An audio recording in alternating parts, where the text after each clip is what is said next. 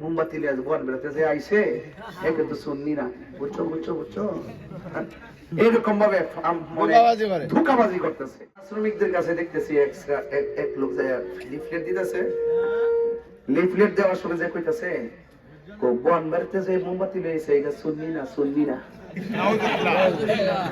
আমরা এলাম শুনি, আমরা শুননি, আমি শুননি না। আপনি বুঝতে পারছেন নি বাটফারি কত প্রকার, কি কি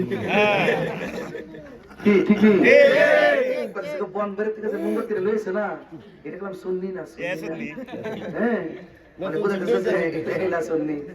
আরে সর্বনাশ রে।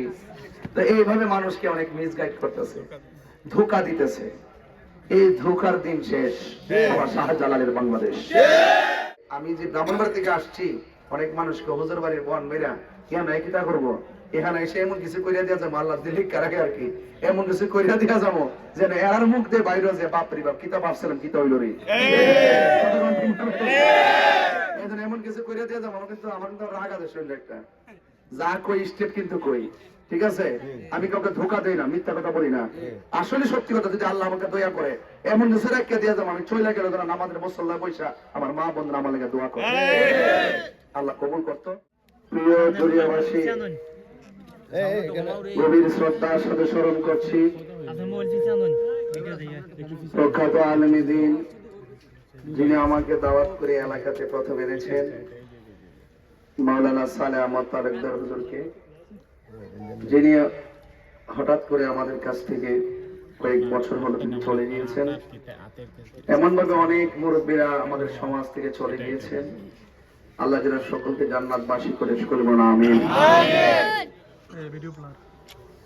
আসন্ন ত্রয়োদশ জাতীয় সংসদ নির্বাচনে হবিগঞ্জ ৪ চোরাগড় মাধবপুর আসন থেকে মোমবাতি প্রতীকে ভোট চাওয়ার প্রচারণার অংশ হিসেবে আজ আমি কি বক্তব্য দিব, আমার পূর্বে যারা বক্তব্য দিয়েছেন খুব সুন্দর সুন্দর কথা বলেছেন।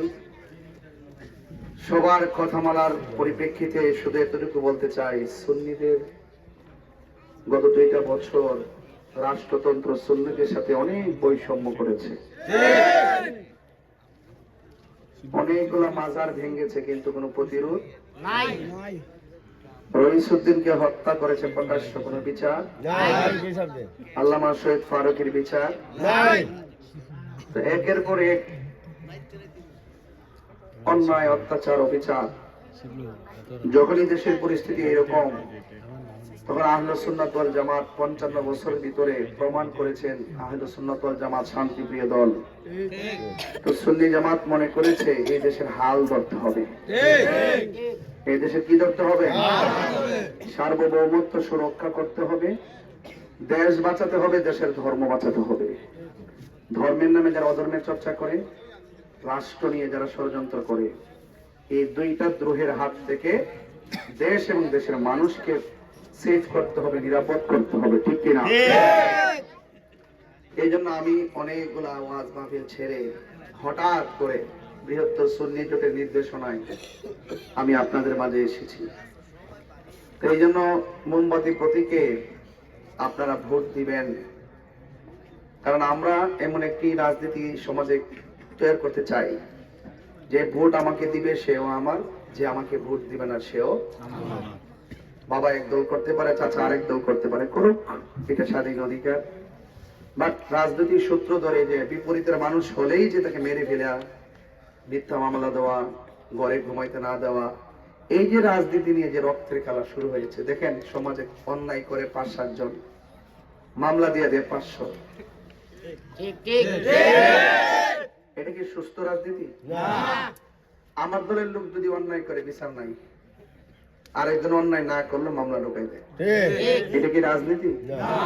রাজনীতি হলো মানবতার ভিত্তিতে, রাজনীতি হলো কল্যাণের ভিত্তিতে, রাজনীতি হলো দেশপ্রেমের ভিত্তিতে।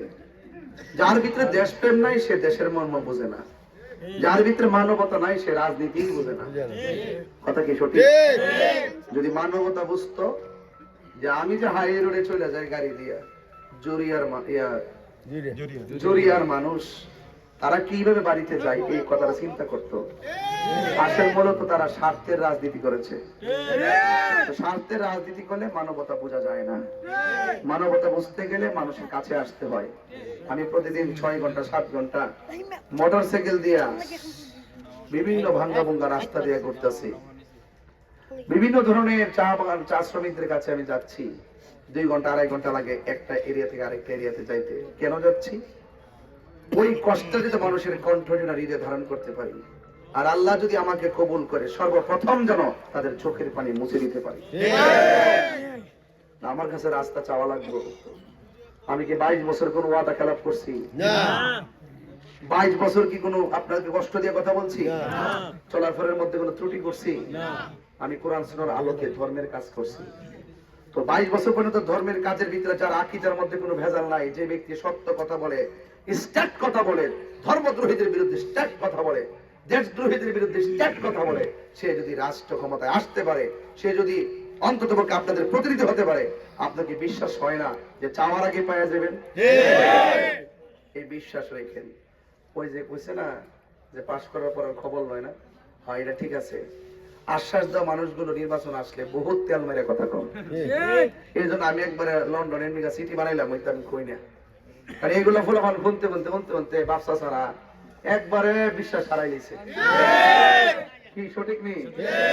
আমি যদি কই যে একবারে লন্ডন ওয়াশিংটন বাড়াই দেবো, আপনারা কইবেন যে এটা তো সাড়ে তো শুনছি কই। এখন আপনারা সুন্নি নি, আমরা সুন্নি নি, কোনো সন্দেহ আছে? আর সুন্নি হয়ে যদি ক্ষমতায় আসেন, হিন্দুদেরকে কি মেরে নেবেন? আমরা ওই রাজনীতি করি, ধর্ম বর্ণ দলমত নির্বিশেষে। দিন শেষে দেশের নাগরিক যারা, রাষ্ট্রের পক্ষ থেকে সুবিধা পাবে তারা। ঠিক কিনা? এই জন্য আমাদেরকে নিয়ে কোনো ভয় নাই যে আমরা ক্ষমতায় আসলে, হ্যাঁ আমরা ক্ষমতায় আসলে যে একবারে এমপি মন্ত্রী এমপি হইতে পারে যে একদম যে সকলকে মেরে ফেলবো, বিষয়টা এরকম না। আমরা মানবতার ভিত্তিতে সমাজকে গঠন করতে চাই। আজকে চা শ্রমিকদের কাছে এক বেচারার ভিডিও দেখছি, একটি দিকে বরাবর এই জন্য আপনারা এতে কান দিবেন না। এবং আপনাদের কাজ কি? একটু কাজ দিয়ে যায় বাজান। আমি কি প্রতিদিন আসতে পারবো? আপনাদেরকে একটা কাজ দিয়ে যায়। আপনারা এটা কোন ইউনিয়ন করছেন? 3 নম্বর। 3 নম্বর দেওয়ানগাছির ভিতরে চন্ডী, চাঁদপুর, এগুলো কি দেওয়ানগাছি পড়ছে না? আপনারা দয়া করিয়া সুন্নিয়তের স্বার্থে দেশ রক্ষায় দয়া করে আপনারা নিজ উদ্যোগে লিফলেট লইয়া আপনারা বাগানে যাই বুঝাইবেন যে মোমবাতি লইয়া যিনি আইছে, ইনি আপনাদের চা শ্রমিক নিয়ে অনেক সুন্দর সুন্দর বক্তব্য দেয় এবং চা শ্রমিকদের অধিকার প্রতিষ্ঠা করার জন্য সংগ্রাম করে। এবং তিনি যদি ইনশাআল্লাহ পাশ করে, সর্বপ্রথম আপনাদেরকে শান্তি এবং নিরাপদ দিবে। এগুলো তাদেরকে বুঝাইতে হবে, কারণ অনেক ধরনের অপপ্রচার শুরু হয়েছে। ওই একটা কথা আছে না যে যদি দলিলের যুদ্ধে না পারে গুজব রটাই দেয়, এই গুজবকারী বেরিয়েছে। তো এই গুজব টুজব দিয়ে কাজ হইতো না। দিন শেষে মানুষের মোবাইল চালা। চা শ্রমিকরা মধ্যে যুবকরা এমন পাগল, গেলে হুজুর আমি আপনার ফ্রেন্ড। যখন চা শ্রমিকের সনাতন ধর্ম আমাকে ফ্রেন্ড বলে, তাকে বুকে টানি নিয়ে অনেক শান্তি পাই। কারণ আমি তো কখনো যাই নাই, সে আমার মনের অজান্তে ফ্রেন্ড হয়ে বসে আছে। এরা হলো শ্রেষ্ঠ সন্তান, কথা গান ঠিক না?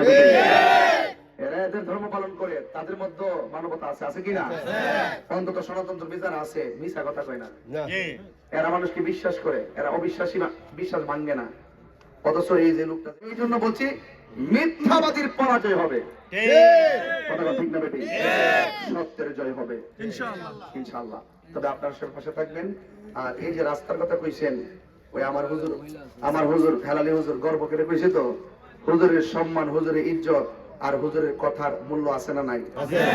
ইনশাআল্লাহ। ওই যে আমার মা বন্ধুরা, এদিকে তো আমাদের দরবার শরীফের মুরিদ আছে, অনেক আমাদের সিরাজগঞ্জ দরবার শরীফের মুরিদ আছে, মাইজবান্ধার দরবার মুরিদ আছে, ফুলতলি দরবার শরীফ আছে,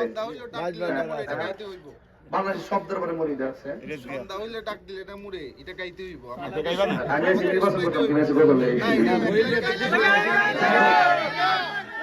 আমি আপনারা তো আমার মাঠের মানুষ, মাঠের মানুষের সাথে চলতে চলতে তো মাটির মানুষ, কথাটা ঠিক নেই?